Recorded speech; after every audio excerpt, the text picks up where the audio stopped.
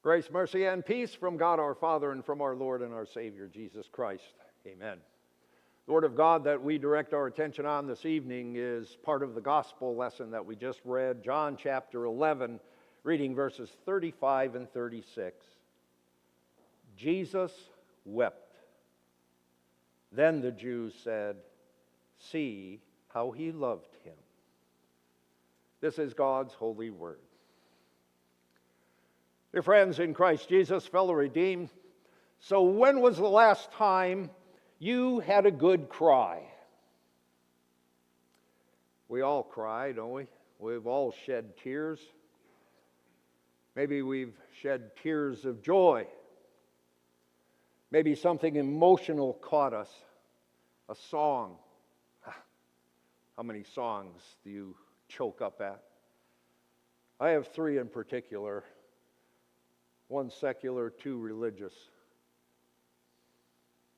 Where Have You Been by Kathy Mattea. Anybody know that song? Do you get choked up when you hear that song? I do. I cry. And then, of course, A Mighty Fortress Is Our God. You got to cry over that one, right? And then, Be Still My Soul. Songs bring us to tears. A good movie will bring us to tears.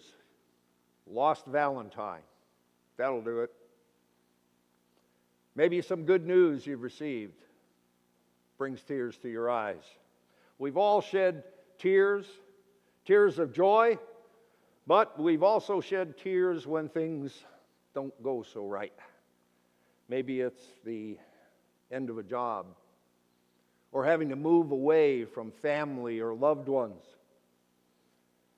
Maybe it's the end of a relationship or a death. We've all cried at one time or another. Tears of joy, tears of pain, tears of sadness. So it isn't surprising that even our Savior wept. Real tears of pain and sadness.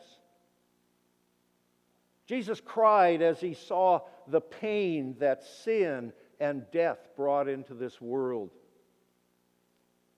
He cried when he considered that the full price of those sins would have to be paid for. And he would have to pay for it. Tonight, as we continue in the Lenten series, Sounds of the Passion, we focus and hear the sound of crying tears.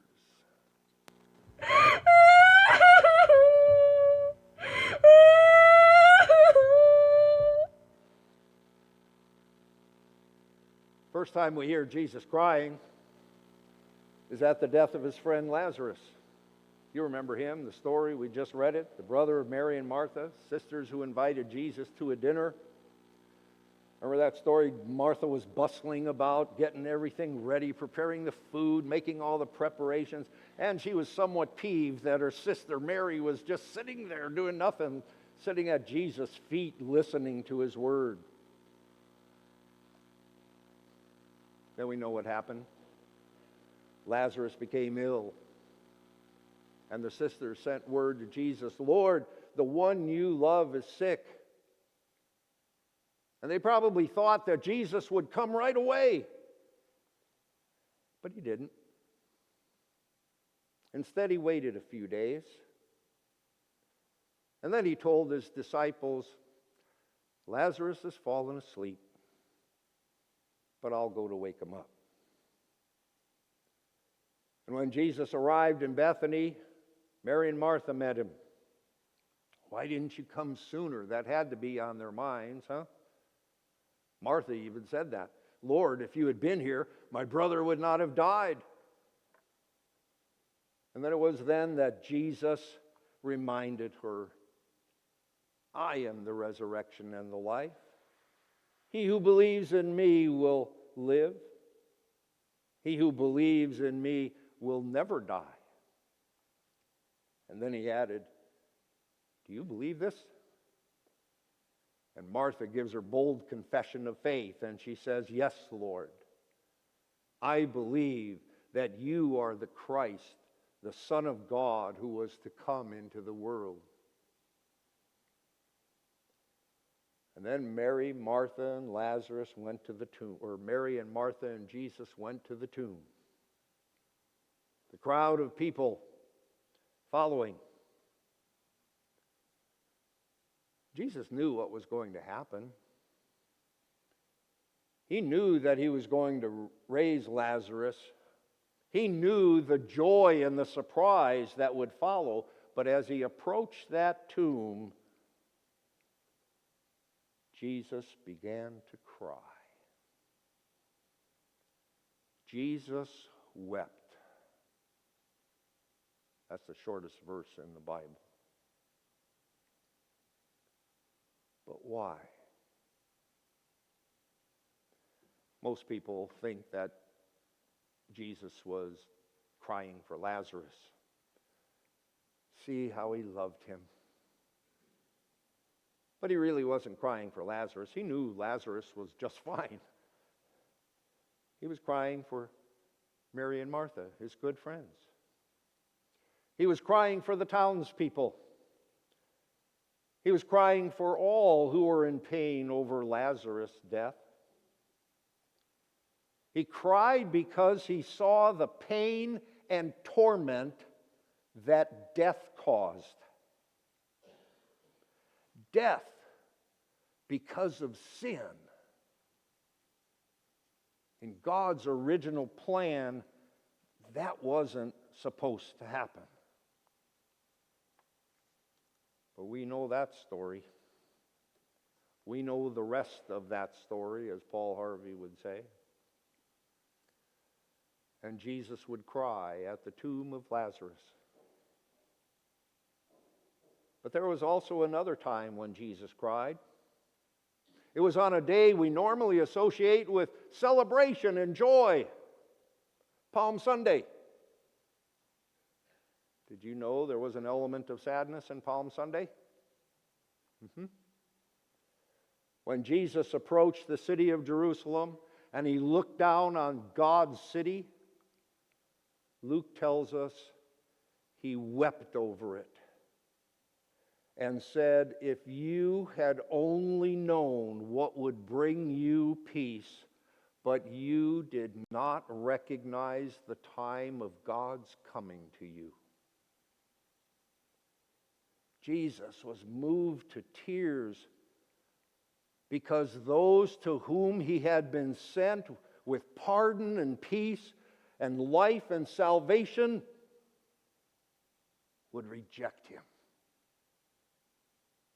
How often he wanted to gather them together as a hen gathers chicks under her wing.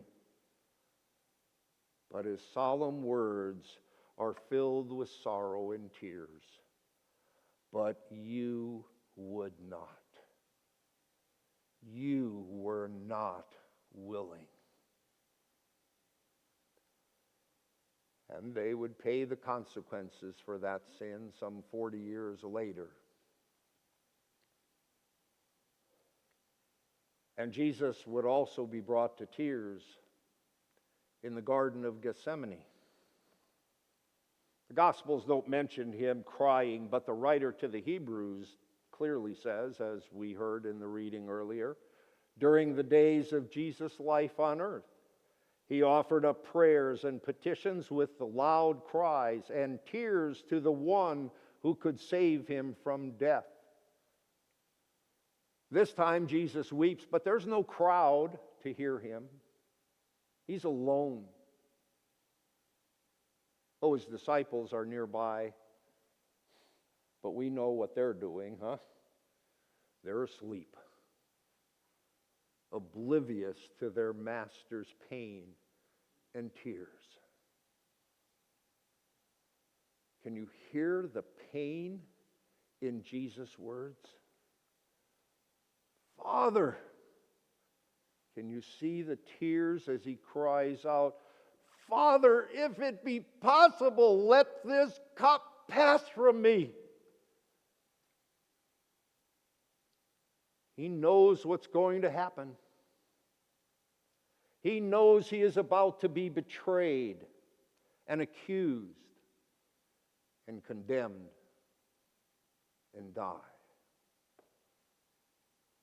But he knows he will rise again. So why is he crying? He's crying because of that cup. You know, throughout the Old Testament, the cup is a picture of God's wrath. That cup filled with the wine of the Lord's anger against sin and disobedience would send all mankind reeling. And now that cup was at Jesus' lips. And he trembled at the thought of drinking it. He trembled at the thought of being the sin bearer of the world. He knew what was in that cup. He knew he had to drink it. He knew that you and I could not face the wrath of God on our own. We, by our deeds, we could never stem God's wrath. Only the death of the sinless person, God's Son, God Himself, only the death of God's Son could take away God's anger. Jesus would have to drink that cup. And knowing what would happen, Jesus says, "Not my will, but yours be done."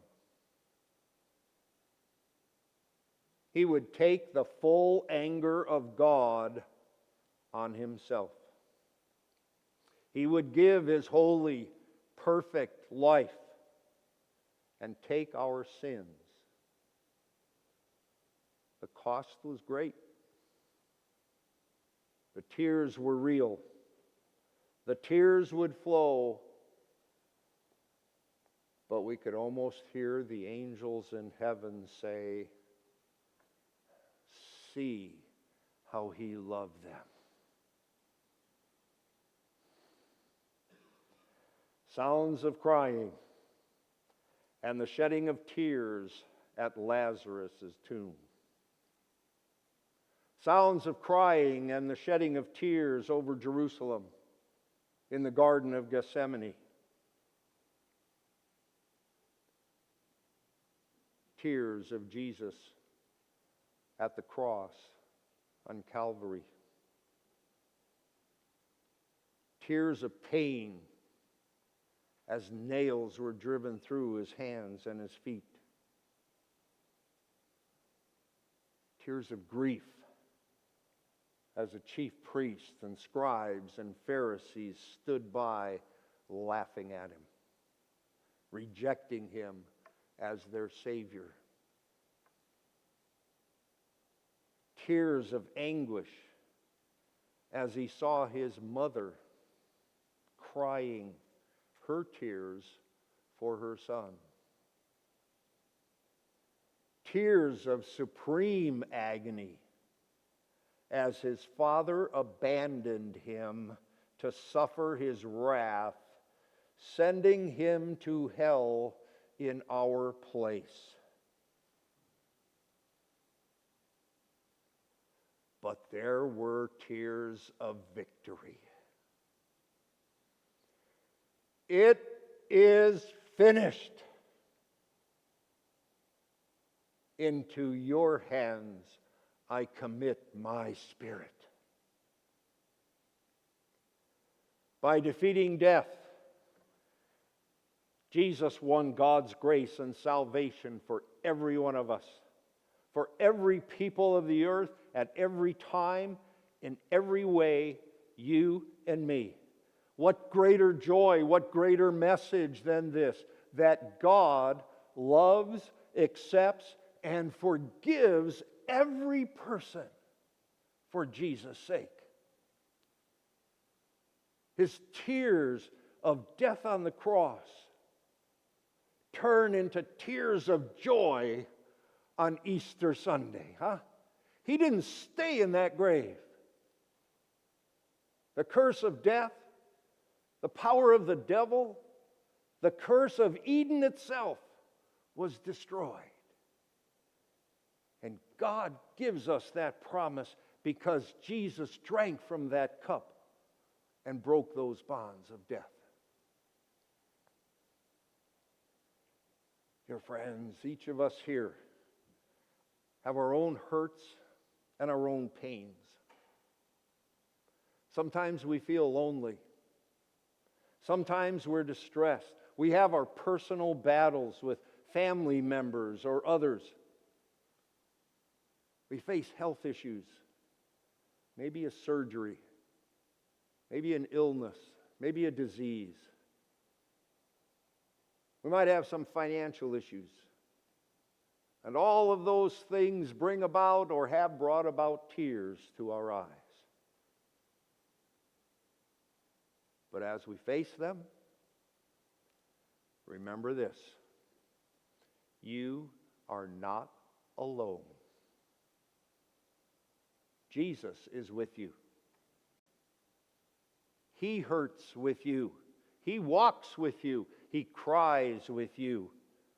But He also shed those tears in His life and on the cross for you. And He promises to bring you through every pain and tear into eternal joy. Listen.